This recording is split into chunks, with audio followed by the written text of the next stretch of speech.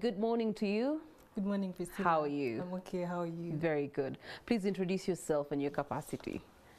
So, first of all, I'm happy to be here. My name is Nancy Akulo. I'm the head of communications at the Institute of Certified Public Accountants of Uganda. Okay. Commonly abbreviated as CPA Uganda, because it can be a mouthful, but yeah, CPA Uganda. Okay. Tell us more about CPA Uganda, Nancy. Okay, so CPA Uganda is the regulator for accountants in Uganda. So our roles are basically divided into two. We have education and then we have compliance with the standards. Maybe just to take you back a bit, we were established by an act of parliament in 1992. So this year we are celebrating 30 years. So it's an important year for us. But in terms of what we do regarding education is we determine the learning framework for professional accountancy courses. That is a certified public accountants course, and we have two other courses, certified tax advisor and the diploma for accounting technicians. And then we also set exams, and of course we award the certification, the final certificate, the professional certificate for CPA and the other courses. Then regarding regulation, so when students complete the course and then they become members, they need to be regulated. So we regulate the conduct of accountants. We have a code of ethics, and we have a disciplinary committee. And therefore, when accountants breach the provisions of the code of ethics, they are handled by the disciplinary committee. We also issue licenses to accounting firms and also practicing certificates to accounting practitioners. Then we also prescribe accounting standards for Uganda. These are prepared by the International Federation of Accountants, and then we adopt them and make them palatable for Uganda. So that's what we do. So basically it's about education and regulation. Okay, all right. So where does the Economic Forum fall into all this, and why was it initiated in the first place, and what it is about? Yes, a very good question. So every Ugandan has a responsibility to contribute to economic affairs or economic matters of the country. And professionals, different professions, also have a duty to play. Now for accountants, we take that role very seriously, so much so that it's even enshrined in our Accountants Act. So we have a statutory mandate to contribute or to advise the government regarding matters concerning the economy. So that's where the idea for the Economic Forum was conceived. So what happens is every year we have a dialogue between accountants and experts. So what they do is they come together and they discuss key issues concerning the economy, and then we do not stop at discussing. So at the end of the forum, it's normally a 3-day forum, so at the end of the forum we come up with policy recommendations that we submit now to the government, to the Ministry of Finance, to be more specific. So, and the reason why the Economic Forum happens in July is because normally the budgeting process for the following year starts in September. So we have the forum in July so that in September we can submit those recommendations to the government for their consideration into now the budgeting process for 2020, for the next financial year. Yes. Okay, all right. So this financial year's theme is accelerating economic growth, and I see your theme being a responsive economic development agenda. Tell us more about this theme for the 10th edition of the Economic Forum.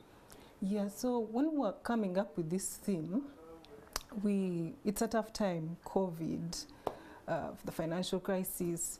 We wanted a theme that is consistent with the current economic situation, not just economic, even health-wise. So just by looking at the definition of responsiveness, to be responsive is to react to something quickly and in time. So we're looking at, yes, the government is planning and there's so many economic development strategies, but we're looking at how can the government make these more holistic to cater for the needs of the major stakeholders, society, the individual, while at the same time not compromising the needs of the environment. So basically we are just looking at holistic economic development strategies that cater for the needs of the common man and the environment. And also especially the most pressing needs. For instance, right now we're looking at the soaring prices of commodities. So among the topics that we have at the forum, we have a topic on that. So it's something that we're going to deliberate on quite seriously and suggest some recommendations. I know that the president has said that there is not much that can be done, and that and that fiscal policy will be detrimental to the country. But we're going to talk to the experts and see if there are other aspects that can be looked into. Oh, that would definitely go a long way in helping the general Ugandan, the citizen of this country, to be able to, adjust to the economic hindrances and hardships that we are facing, all of us. But as CPA overall, what role are you playing in actually ensuring that there's sort of development that is ongoing here in Uganda economically? For starters, accountants play a big role in economic development, and the country's economic development starts with organizations, we believe.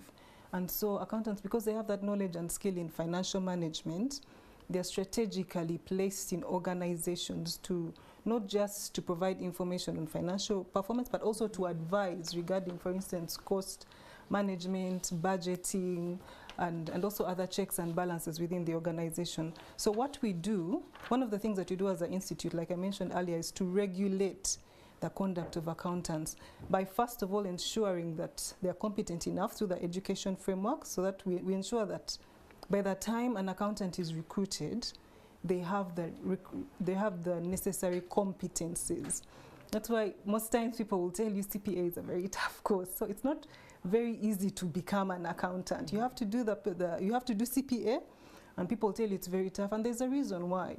And then also, before you become a member, you need experience, at least a minimum of 3 years of experience. So all those measures are in place to ensure that the accountants that are released to go and serve organizations are competent.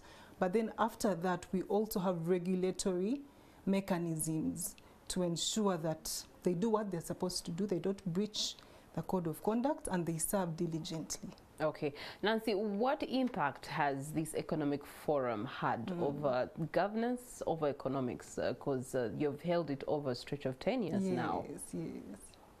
Yeah, so 10 years is quite some time, and whenever we submit the proposals to the government, we do a follow-up to find out, we look out for that budget speech very, very earnestly, and we look out for what has been considered. But last year, to be more specific, there are a number of recommendations that we listed, but top on our priority was the issue of public debt. And then the other one, of course, was support to small businesses. But regarding the issue of public debt, when you look at our figures, the public debt stock almost doubles the national budget, which is a red flag for us as a country. So one of the issues that we proposed is fiscal discipline, and then the other issue is preparedness for debt. So you find that what has been happening is sometimes the government requests for loans, and the procurement processes are not yet complete, and yet the loan has already been disbursed, so interest payments have to be made. So we end up incurring higher costs. But we are happy that in the budget speech, the minister emphasized fiscal discipline, especially regarding supplementary budgets, in that if the government is requesting for a supplementary budget for approval from the parliament, is it really necessary? Is it absolutely unavoidable? And we're happy that the minister addressed that in his speech. We're also happy that there are issues to do with rationalization of government agencies to control wastage. We're happy about e-government and automation. Those are some of the things that the government can do to control wastage and promote efficiency, so that public expenditure is controlled. Okay. Yes. All right. So when is the economic forum happening? How much is it? And the interested party, how can they get to participate? Yeah. So the economic forum, it's a CPA economic forum, but it's open to the public really, because when it comes to matters of national development, it concerns all of us as Ugandans. So it's open to the public, and one can participate. You have to register via our website, www.icpa.co.ug, and we are responsive and considerate of the current economic situation, and so we have staggered the costs to make it pocket friendly. So for as little as 450,000, you can attend online for starters. There are other attendance options, but there's that online package as well. And we know that somebody will be interested, but maybe might not even be able to afford the 450.